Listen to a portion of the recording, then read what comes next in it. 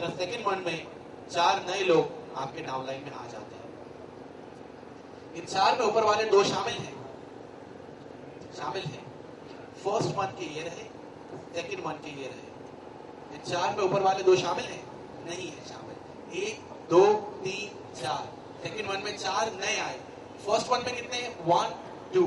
इनको प्लस कर दें तो टोटल कितने हो जाएंगे? 6 हो जाएंगे।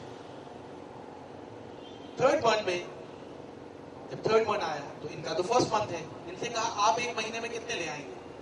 चारों मुख्तलिफ लोग हैं, एक दूसरे को जानते भी नहीं होंगे। इन्होंने भी कहा 10 से 100। आप रिक्वेस्ट कर ले मेरी तरह उनसे कि सिर्फ 2।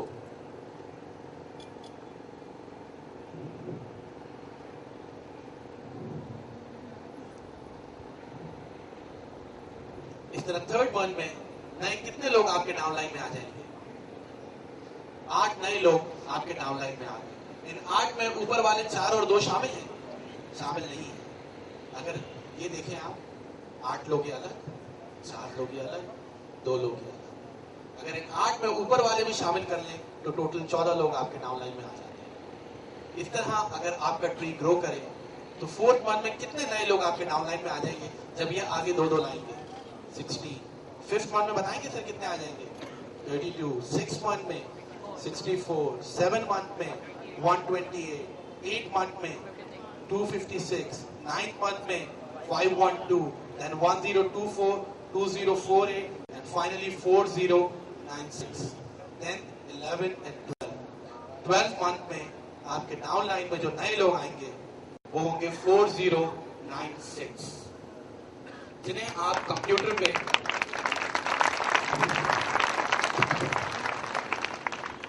कंप्यूटर में देख सकते होंगे। आपको एक एक चीज इसी तरह कंप्यूटर पे नजर आ रही होगी, लेकिन शायद आप उन्हें जानते ना हो। मैंने इस बिजनेस में बहुत कम लोगों को ऐड किया। टोटल 9 लोगों को मैंने इस बिजनेस में ऐड अप किया जिन्हें मैं जानता हूँ। उसके बाद आगे उन्होंने 9-10 को ऐड किया जिन्हें वो जानते हैं। इस तरह आगे उन्होंने 2-3 को ऐड किया जिन्हें वो जानते हैं। इस तरह हर कोई 2-4 लोगों को जानता होता है अपने नीचे वाले, और आपका ट्री पूरा ग्रो करता चला जाता है। एक साल में जो वर्किंग आपने की, 12th मंथ में नए लोग कितने आए? 4096। अगर आप ऊपर वाले भी इसमें शामिल कर लें तो 4096 प्लस 2048, 6000 कुछ ये हो गए, 7000, 7500, 8500, ऊपर से लेके नीचे तक जो एक साल के तमाम पीपल हैं उनको आप ऐड कर लो तो 8000 लोग आपके डाउनलाइन में आते हैं। 4000 लोग लेफ्ट पे, 4000 लोग राइट पे।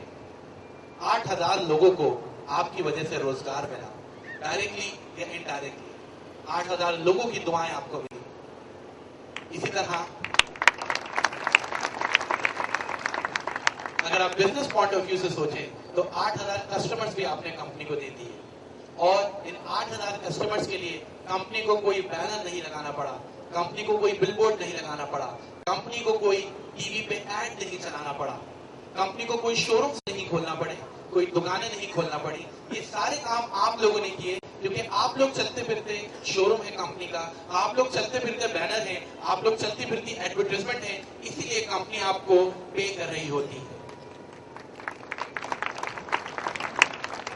हर शख्स सिर्फ 2 की बात करे तो एक साल में जो मिनिमम इनकम आपकी होती है दैट इज $40,000, 30 लाख रुपीस बनते हैं।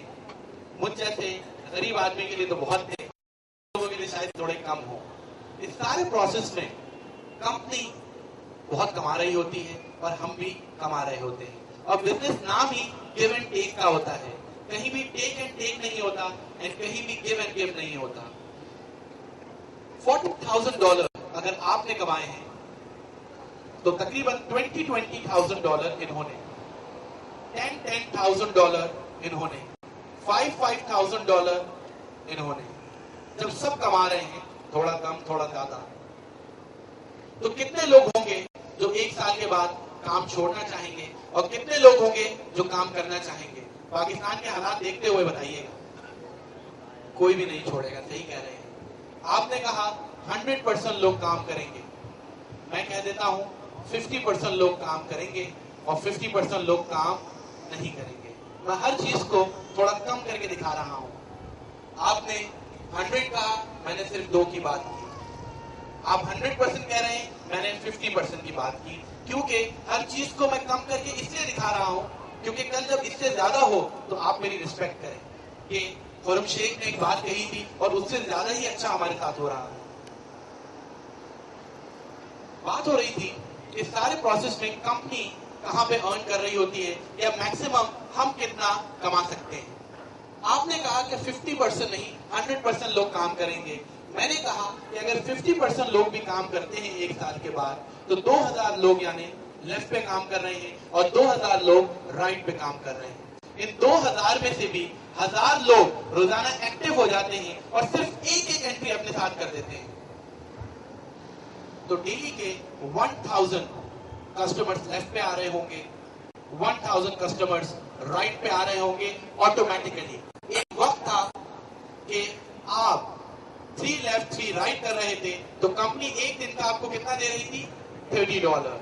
फिर आपकी टीम थोड़ी बढ़ गई और अपनी टीम के साथ मिलके आप कंपनी को देने लगे 6 लेफ्ट 6 राइट डेली का, तो आपको रोजाना मिलने लगे $60। फिर एक वक्त आया कि 9 लेफ्ट 9 राइट कस्टमर्स आप डेली बेसिस पे कंपनी को देने लगे तो डेली बेसिस पे आपको $90 मिलने लगा। एक वक्त आया कि आप 12 लेफ्ट 12 राइट, क्योंकि आपके साथ आपकी टीम भी बढ़ती जा रही है, एक वक्त में एक दिन में आप 12 लेफ्ट 12 राइट कस्टमर्स कंपनी को देने लगे तो आपको मिलने लगा एक दिन का $120। आज एक साल में वो वक्त आ गया है कि आप ऑटोमेटिकली कंपनी को दे रहे हैं 1000 कस्टमर्स लेफ्ट 1000 कस्टमर्स राइट। आप बता सकते हैं कि एक दिन की इनकम आपकी कितनी बन रही होगी?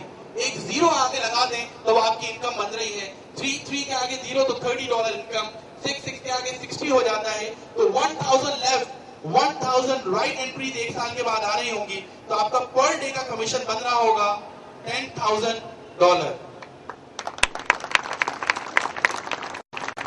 तो मैंने एक प्रेजेंटेशन दी थी, मैंने भी आप ही की तरह तालियां बजाई थी, लेकिन जब मुझे आगे वाला जुमला सुनना पड़ा तो मैंने दोबारा तालियां बजा दी थी, क्योंकि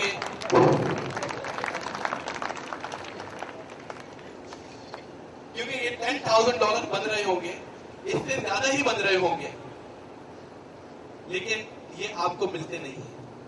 तालियां बजाइए अब दोबारा। इसमें से वादे के मुताबिक कंपनी आपको $450 दे रही होती है, बाकी $9,550 इसमें से आपको कुछ भी नहीं मिलता। कंपनी इसमें से ऊपर बांटने के बाद भी एक शख्स से कम से कम भी $5,000 कमा रही होती है। तो कंपनी तो पहले दिन से ही कमा रही है।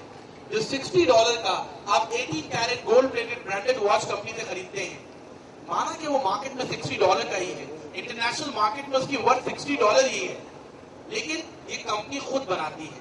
जब खुद कंपनी एक प्रोडक्ट बना रही है तो जाहिर सी बात है कि उस पे अर्न कर रही होगी। जो $300, $400, $500, $3,000 वाला प्रोडक्ट आप कंपनी से खरीदते हैं वो डिजाइनर प्रोडक्ट्स भी है, वो भी कंपनी खुद ही बनाती है, तो कंपनी उस पे अर्न करती है। और सबसे ज्यादा $450 के बाद कंपनी कमा रही होती है। एक अकाउंट से हमारी लिमिट है $450 अ डे, इससे ज्यादा हम नहीं कमा सकते। कहते हैं कि हर बात की एक हद होती है, हर चीज की एक हद होती है, और जिस चीज की हद ना हो तो फिर वो चीज अच्छी नहीं होती है। तो एक अकाउंट से $450 अ डे हमारी लिमिट है। इसके बाद कंपनी का प्रॉफिट, और मैं ये समझता हूं कि $450 अ डे 11 लाख रुपए महीना हम लोगों के लिए बहुत है। मैं अर्न करता हूं अल्हम्दुलिल्लाह, मैं खर्च करता रहता हूं तो खत्म नहीं होते। गाड़ी ले ली, घर ले लिया, अब क्या बड़ा खर्चा करूं मैं? अल्हम्दुलिल्लाह मैं एंजॉय कर रहा हूं अपनी फैमिली के साथ, और उसका क्रेडिट जाता है सबसे पहले तो कामरान फहद को, उसके बाद आबिद भाई को।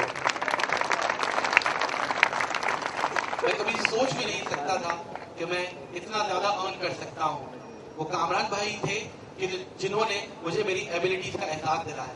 उन्होंने बड़ी अच्छी बात मुझसे कही थी कि माइकल शूमेकर वर्ल्ड का फास्टेस्ट रेसर है और वो चलाता है फॉर्मूला 1 का फेरारी और हमेशा रेस जीतता है। उसकी गाड़ी फेरारी फॉर्मूला 1 गियर की, जब वो चलाता है तो हमेशा रेस जीतता है। अगर उसको आप पाकिस्तानी एफएक्स दे दें तो क्या वो रेस जीत जाएगा? रेस जीत जाएगा वो? क्यों? उसमें तो इतनी एबिलिटीज है कि अच्छी गाड़ी चलाने की, तो वो क्यों रेस हार गया?